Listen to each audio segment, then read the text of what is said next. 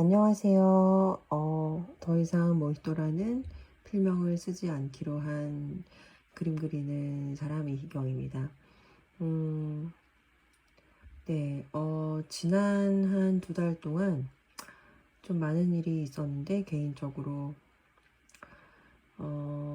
예, 지난주에는 특히나 좀 저희 아이가 아프고, 실은 수술까지 하게 돼서, 예, 영상을 찍을 상황이 좀 아니었습니다.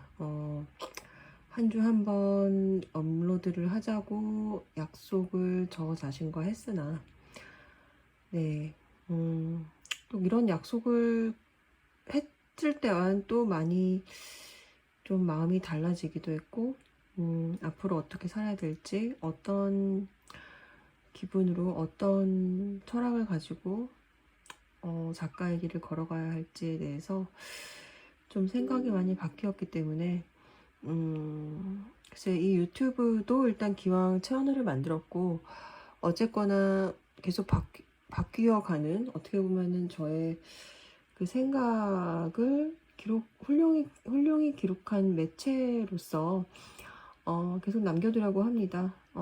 네, 제가 또 나중에 좀 더 시일이 지났을 때, 저 자신을 돌아보는 또 좋은 기회를 제공해 줄 것 같다는 생각이 들어요. 네, 그래서 실은 제가 컴퓨터를 켰는데 짧은 번역이 좀 들어왔습니다. 그래서 지금 번역을 하려고 예, 워드 파일을 켰어요. 열었는데 예, 제 현재 실은 저의 그 수입을 제게 실질적인 어떤 금전적인 수입을 가져다주는 일은 번역과 그리고 국어입니다. 예, 제가 약 한 3주 전부터 신문사에서 교열 일을 하게 됐어요. 참 재밌죠? 교열이라는 일이 있다는 것을 제가 처음 알게 된 건 제가 24살 때인가에 입사했던 잡지사였어요. 제가 서울문화사 공채기자로 당시에 들어갔었는데 예, 잡지 기자가 돼서 기사를 쓰면 그 기사가 그대로 나간 게 아니더라고요. 제가 쓴 기사를 교열이라는 그 일을 하시는 분이 봐주시면서 이제 맞춤법이나 띄어쓰기 그리고 문장의 구조가 좀 이상한 경우에는 다 바꿔주시기도 하고 그래서 그분이 한번 보시면 1열 그럼 그분이 1열을 해서 그 수정해서 디자인팀에서 2열 네, 1열에 1교군요. 1교를 보내주면 그 1교를 디자인팀에서 그 교열분이 이제 수정해주신 내용을 반영해서 뽑아주면 그 2교를 보고 제가 또 더 손볼 부분이 있으면 더 손보고 뭐 그렇게 했던 것 같아요. 저 같은 경우는 계속 그 1교, 2교를 볼 때마다 계속 기자 생활 했을 때는 계속 고치고 싶은 부분이 자꾸 나와서 막 5교, 6교까지 갔던 것 같은데 제가 지금 일하는 신문사에서는 무조건 네, 그 2교에서 맞춰야 됩니다. 그러니까 1교 보고 2교에서 예, 최종까지는 아니지만 웬만한 이제 교정은 다 보고 그 다음에 그 PDF 그러니까 요즘은 네, 그 최종 파일을 PDF로 만들고 그 PDF를 이제 인쇄소에 넘기거든요. 그래서 그 PDF에서 좀 더 볼 게 있으면은 더 수정할 게 있으면 제가 디자인팀에 달려가서 부드러워 여기 고쳐주세요 이렇게 하고 있는데 지금 3주차 됐는데 그래도 참 재미있는 거는 제가 그 잡지 기자를 그만둔 게 2004년인가 했을 거예요. 거의 한 근 20년 전은 네, 잡지 기자를 그만뒀는데 그때 교열이라는 일을 그 어깨너머로 봤던 게 지금 제가 교회를 할 때 많이 도움이 되고 또 제가 기자 일을 했었기 때문에 물론 지금 일하는 신문사는 주간신문이거든요. 그러니까 주간지인데 제가 있었던 월간지와는 좀 생리가 많이 다르고 또 그 기사의 문투 전 여성지였기 때문에 좀 더 문체가 좀 부드러웠던 것 같은데 여기는 진짜 저긴 아무래도 그 뉴스를 다루는 매체이기 때문에 좀 더 단단하죠 문체가. 그래서 다르긴 하지만 너무 재밌었던 건 그 주간지 신문사와 잡지사에서 같은 냄새가 난다는 거예요. 제가 스레드에 썼는데 네, 그 공간의 냄새라는 게 있거든요. 네, 잡지사와 신문사는 거의 같은 냄새가 납니다. 제가 일간지까지는 안 가봐서 모르겠어요. 어쨌든 그렇습니다. 참고로, 그러니까 제가 일본에서 제가 일했던 그 신주쿠 파크타워라는 건물이 있는데, 거기서 나는 냄새와 예를 들어서 역삼동에 있는 그 제가 지금 건물 이름이 생각이 안 나는데 그 LG 계열 타워가 있어요. 아모리 소울이 있는 건물인데 그 건물에서도 같은 냄새가 나서 제가 굉장히 놀랐던 기억이 납니다. 국적을 막론하고 좀 같은 성격을 가진 공간에서는 같은 냄새가 나는 것 같아요. 왜 여행을 가면 또 백화점에서도 같은 냄새가 나잖아요.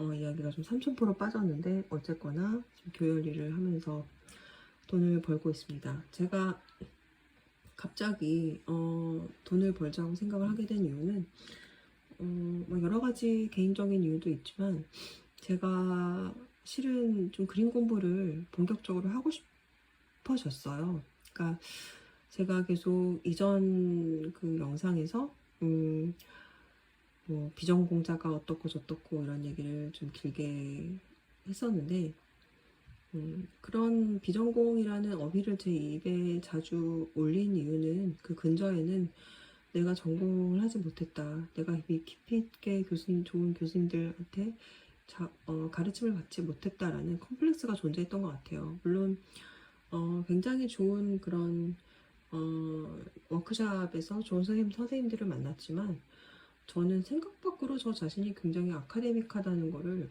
근래에 좀 절감을 하고 있거든요. 저는 좀 이렇게 어떤 워크숍보다는 좀 더 학문적인 학교라는 공간에서 본격적으로 드립하는 공부를 더 선호하는 것 같아요. 예, 제가 그래서 통역대학원에서도 공부하는 게 너무 즐거웠고 그때도 제가 이른 나이는 아니었어요. 거의 30 즈음에서 들어갔던 것 같은데 그때도 너무 공부하는 게 즐거웠고 저는 사실 통역대학원 들어가기 전에 정말 거의 독학이었거든요. 통역 입시학원이나 회학원 다닌 이외에는 제가 일어일문학과를 나온 게 아니기 때문에 그때 당시에도 문법 공부를 제대로 못했고 좀 그런 컴플렉스가 있어서 통역대학원에서는 그걸 좀 틈을 메우기 위해서 도서관에 늦게까지 남아서 그 일본어 문법책을 정말 후벼 팠던 기억이 나는데 그런 식으로 좀 치열하게 공부하는 걸 좋아하는 것 같아요. 네, 제가 거의 통역대학원은 아마 거의 꼴찌로 붙었을 거예요. 문 닫고 들어갔을 것 같아요. 정말 왜냐면 제가 준비기간이 그 당시 6개월밖에 안 됐었기 때문에 일본에 살아본 적도 없었고 일본어 비전공자였고 독학이었는데 정말 6개월 발짝발짝 공부하고 입학을 했어서 사실 다닐 때 너무 쫓아가는 게 힘들었었어요. 수업이 뭐 순차 통역을 해야 되는데 그때 처음 들어갔을 때는 프리토킹도 좀 굉장히 버거웠던 상태였기 때문에 진짜 정말 치열하게 공부를 했는데 사실 치열한 가운데서도 전 너무 즐거웠고 공부가 즐거웠고 그래서 공부가 즐거웠기 때문에 인간관계도 즐거웠던 것 같고 거기서 제 인생 베프를 만났고 그리고 감사히도 통역대학원에서 성적장학금도 2번인가 받았어요. 정말 제가 얼마나 즐겁게 공부했는지 아시겠죠? 그 이후로 이제 거의 15년, 16년, 거의 한 17, 18년이 흐른 것 같네요. 첫 번째 대학원이라는 공간을 접해본 이후에, 지금 이 나이에 제가 실은 서울시립대 디자인대학원에 지난달 말에 지원을 했고, 이번 달 초에 면접을 봤어요. 그게 지난주 토요일인가? 지난주 제가 날짜가 감각이 없어요. 지난주 토요일이었던 것 같습니다. 그때 면접을 보고 왔는데 거의 지원자분들이 진짜 많아서 저는 그리고 제가 나이가 제일 많아 보이는 거예요. 그래서 어렵겠다라는 생각을 했는데 감사히도 합격을 했습니다. 합격을 해서 너무 기뻤고 사실 뭐 될지 말지 모르겠지만 올해 떨어지면 내년에 또 지원을 하려고 했었어요. 그래서 올해 떨어지면 내년에라도 대학원에 다시 지원을 하자. 그리고 어쨌든 미술 공부를 하려면 돈이 필요하니까 올해든 내년이든 등록금도 내야 하고 하기 때문에 그 돈을 벌기 위해서 좀 집 근처에서 일할 곳을 알아보다가 다행히 제 적성에 맞는 그 신문사 교열 일을 하게 돼서 일주일에 2번 출근을 하고 있습니다. 예, 근데 너무 감사하게도 그 신문사가 집에서 너무 가깝고 기자분들도 디자인팀 분들도 너무 좋고 신문사 분위기도 너무 좋고 제가 여태까지 정말 여러 다국적의 뭐 진짜 뭐 여러 그 유형의 그 직장을 겪어봤는데 거의 탑 수준에 들 정도로 저랑 굉장히 잘 맞는 일자리를 얻게 돼서 너무 감사하고 있습니다. 그러니까 제가 지지난 달부터 사실 굉장히 뭐 힘든 얘기를 굳이 이런 공적인 자리에 올리고 싶진 않아요. 뭐 들어서 기분 좋은 일은 제가 또 그다지 상기하고 싶지도 않은 일들이 좀 많았는데 뭐 그쵸. 제가 지난 영상에서 올렸던 좀 어떤 끊어진 인연이라던가 뭐 이런 기타 등등의 그런 일들이 있었는데 그런 일도 있고 또 소소한 좋은 일도 있고 또 대학원 합격이라는 정말 늦은 나이에 그런 좋은 일도 겪게 되네요. 그래서 저는 이제 아직은 입학하지 않았기 때문에 비전공인 스테이터스는 계속되고 있지만 이제는 비전공 독학 이런 말은 써서 쓸 수가 없게 되었죠. 사실 저는 좀 비전공 독학이라는 말을 할 때마다 저의 어떤 모자람을 변명하는 듯한 뉘앙스를 저 스스로 느끼게 돼서 예를 들어서 내가 배웠다면 이거보다 더 잘 그릴 거야 막 이런 거를 이렇게 진짜 뭔가 막 그 누가 물어보지도 않았는데 이렇게 왜 덧붙여서 설명하는 그런 느낌을 받아서 좀 구차한 생각이 들었어요. 사실 제가 정말 실력이 있으면은 뭐 내가 뭐 비전공이고 독학이고 이런 얘기를 할 필요가 없을 텐데 아무도 궁금해하지 않을 거고 그냥 제 그림이 있는 그대로 뛰어나다면 말이죠. 근데 저 자신이 좀 그 크게 모자라다는 거를 너무 강력하게 인지하고 있어서 거의 365일 24시간 거기서 좀 벗어나고 싶다는 생각이 들었습니다. 컴플렉스가 있다면 그러니까 내가 모자란 게 있다면 채우면 되는 거예요. 계속 그런 어떤 나는 못났어 나는 모자라 라는 생각에 시달리면 병이 옵니다. 정신적으로든 육체적으로든 병이 오기 때문에 모자란 건 채우는 게 좋다고 생각을 해요. 그래서 그런 일이 있었고 제가 근래 좀 읽고 있는 책은 인생 수업입니다. 제가 너무 오랫동안 이걸 지금 펼쳐봤는데 그래서 그 표지를 주고 있었네요. 엘리자베스 퀴블러 로스라고 제가 너무 존경하고 사랑하는 작가님이십니다. 작가라기보다는 죽음학 이라는 어떤 학문의 지평을 여신 분이죠. 호스피스라는 분야를 또 창시하신 호스피스 운동의 선구자라고 써있네요. 정신의학자. 이분의 책 중에 제가 생애 수레바퀴라는 책을 너무 감명 깊게 읽었어요. 정말 펑펑 울면서 읽었는데 그 책을 읽고 그 다음에 산 책이 이 책인데 너무 좋은데 제가 그가 너무 바빠서 못 읽다가 지금 읽고 있습니다. 이 책은 그러니까 이분이 엘리자베스 퀴블러 로스라는 분이 죽어가는 분들 호스피스 병동에서 많은 그 죽음에 임박한 환자들을 만나보면서 그 삶의 끄트머리에서 사람이 어떤 마음가짐을 갖게 되는가에 대해서 본인이 보고 듣고 또 깨달은 말을 자신의 어떤 파트너 학자의 책으로 엮은 내용이에요. 뒤에 보면은 이 책이 말하고자 하는 게 또 나오죠. 세계 마지막 순간에 간절히 원하게 될 것 그것을 지금 하라 써있는데 제가 이 책을 지금 꺼내는 이유는 제가 아직 이 책을 다 읽지 않았지만 제가 어느 시점부터 이런 방향으로 살려고 했던 것 같아요. 그러니까 그쵸. 그 그림이라는 거 제가 만약에 정말 죽을 날이 딱 정해진다면 뭐 만나고 싶은 사람도 있을 거고 하고 싶은 일도 있을 거고 먹고 싶은 것도 있겠죠. 근데 일단 하고 싶은 일이 무엇이냐고 한다면 저는 그림을 그리고 싶어요. 창작을 하고 싶을 것 같아요. 글도 쓰고 있고 지금 그래서 여태까지는 창작과는 좀 거리가 먼 그러니까 통번역도 굉장히 재밌어요. 어떻게 보면 그것도 일종의 어떻게 해야 이 원문의 이 메시지를 A 언어의 메시지를 B 언어로 어떻게 잘 이렇게 살려낼 수 있는 것도 굉장히 창의적인 능력을 필요로 하거든요. 근데 그거와는 또 다른 성격의 창의력 쪽을 저는 좀 더 발휘하고 싶었던 것 같아요. 이건 저의 취향 문제인 것 같아요. 그리고 일단 통역 같은 경우에는 굉장히 순발력이 필요하고 좀 멘탈이 강해야 되는데 저는 멘탈이 약하고 또 그런 딜리버리를 할 때 그런 순발력이 제가 기대하는 것만큼 뛰어나진 않았던 것 같아요. 그렇다고 해서 제가 통역을 못했다는 건 아닙니다. 저는 통역을 꽤 잘하는 편이었어요. 예, 굉장히 칭찬받으면서 예, 나름 현장에 있을 때는 각광받는 통역사였습니다. 네, 인하우스 통역사였어요. 한양대학교 예, 그 국제협력실에서 예, 통역을 했는데 어쨌든 그래서 저는 이 책을 다 읽진 않았지만 저는 항상 죽음을 의식하면서 살고 있어요. 그렇게 산지 제가 뭐 몇 년도부터라고 막 확실하게 이날부터 그렇게 어떤 막 투철한 의지를 가지고 살아왔다라고는 말할 수 없는데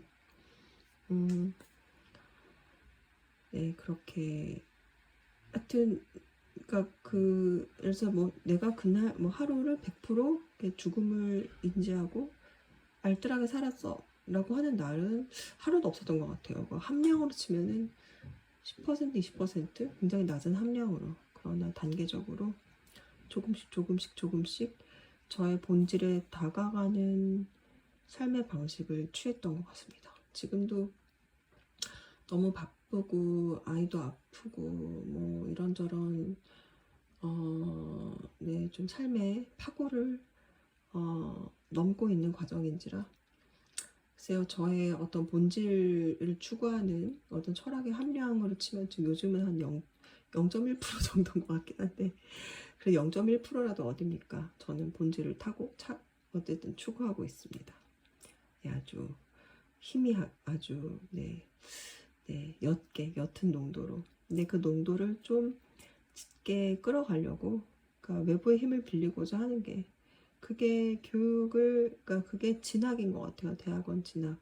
어쨌든 이제 학문 기관의 시스템 안으로 들어가면 예, 저의 멱살을 잡아주는 무언가가 있잖아요.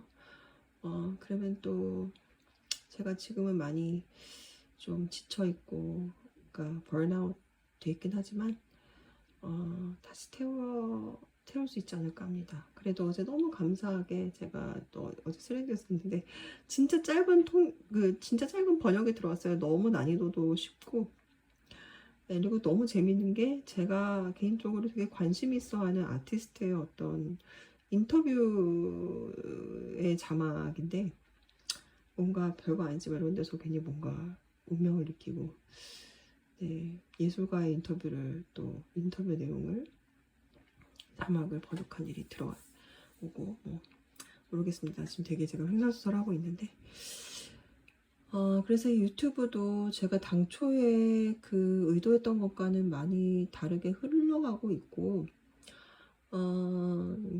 그래서 주 1회라는 의무감에선 좀 벗어나려고 해요. 왜냐면 유튜브에 올리는 것보다 좀 더 우선하는 일들이 제게 있더라고요. 그걸 먼저 해야죠.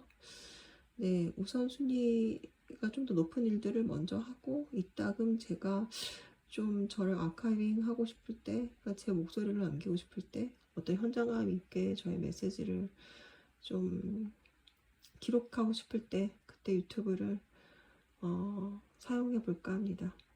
어쨌든 네, 죽을 때 내가 만약에 내일 죽는다면 오늘 무엇을 가장 하고 싶을까 그거를 예, 저처럼 한 함량 10% 정도의 농도 10%가 뭔가요? 네, 0.1%가 말씀드렸는데 정말 아주 미미한 농도로라도 좀 인지하시고 삶을 살아간다면 그래도 보다 그게 조금씩 축적되다 보면 좀 더 나의 본질에 가까워진 형태로 마지막을 맞을 수 있지 않을까 합니다.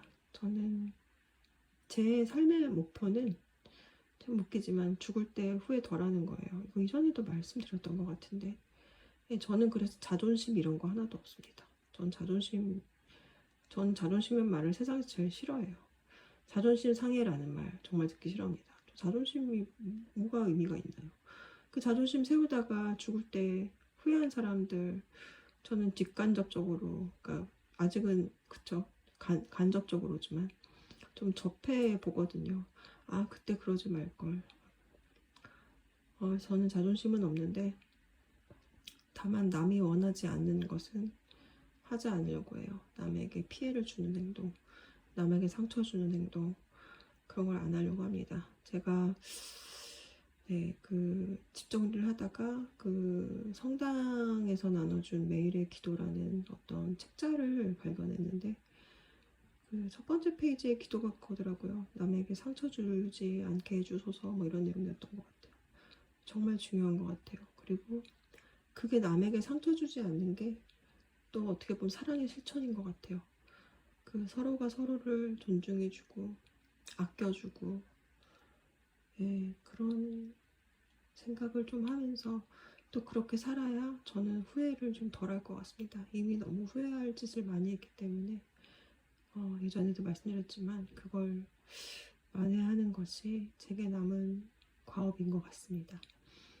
그래서 올해는 이제 거의 다 갔죠. 2013년. 뭐 눈에 띄는 성과는 저한테는 없었어요. 하지만 정말 남은 건 없는 듯 하지만 정말 많은 시도를 했고, 그러니까 유형의 어떤 잔존물은 없는데 제 내면에 쌓인 거는 좀 많은 것 같습니다. 많이 울기도 울었고 아파하기도 아파했고 또 기쁜 순간도 있었고 그리고 어쨌든 너무나 소중한 제 베스트 프렌드의 그 존재감을 더 확인을 했고 정말 친구라는 존재는 너무 감사한 존재인 것 같아요. 그리고 가족의 존재, 그리고 또 제 또 어떤 또 다른 또 소중한 사람들의 존재, 그런 거를 확인한 한 해였기 때문에 올 한 해에 대해서는 저는 제 자신이 제가 부지불식간에 상처를 줬다면 주고 나서 좀 뒤늦게 깨달은 부분에 대해서는 당연히 후회를 하지만 제가 뭐 이렇다 할 성과를 내지 못했다는 것에 대해서 후회가 없어요. 왜냐면 전 최선을 다했거든요. 제가 최선을 다했는데 뭐 당선되지 않고 선택받지 못한 거에 대해서는 그건 제 능력 밖의 일이기 때문에 억울하면 선택받고 당선되게 능력을 키우면 되는 거잖아요. 전 아직 성장 중이고 이런 생각을 남기고 싶었습니다. 뭔가 꼰대같이 막 영양가 없는 얘기만 또 늘어났는데 어차피 저 자신의 기록의 장이기 때문에 오늘은 영상을 여기까지 하고요.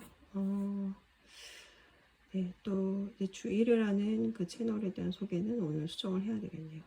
이따금 간헐적으로 저를 기록하는 채널로 잘 활용하겠습니다.